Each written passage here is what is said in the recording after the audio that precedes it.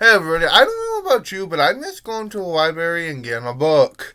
Mostly because there's something special with a book in your hands. But because of, the virus, thanks 2020, it's hard to, go to the library because most of the libraries are closed, at least in my area. So I figured I could just read all the books I have, what I read like 1,000 different times, or I could just follow my pride and I can do, audiobooks. Now, listening to this audiobook, I could say it's not the same as reading the book, but it is at least better than reading the books you already read. I'll definitely check out again once this virus goes away. And basically, the book I finished reading, it came one of easily my favorite books, and it is The Adventures of Kavalier and Quay. Now, The Adventures of Kavalier and Quay was written by Michael Shaven? Sorry if I butchered that last name. But yes, Michael. I'm just going to call him Michael for the rest of this review.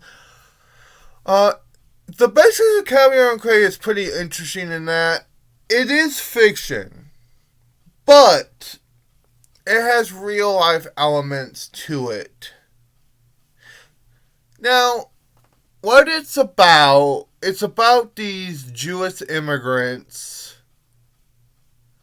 who escaped from Nazi Germany and basically they decided to make a comic book. So this is pretty much about the golden age of comic books of that time. And the character they made is called the Sapist. Now, you know me, I'm a big comic book fan. And I really like this because I feel like it talks about a part of history, even though it's fiction.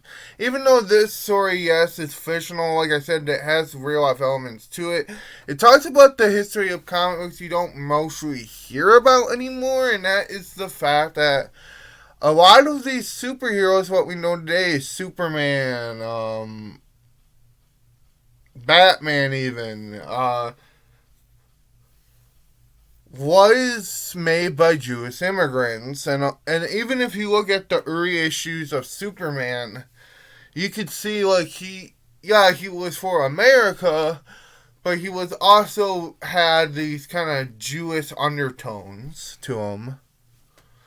I find that part really interesting, and I like the way how Michael Lilly writes these characters, and when you read them, they don't come off as Jewish stereotypes, and that is really good. They do not come off of that kind of Jewish stereotype.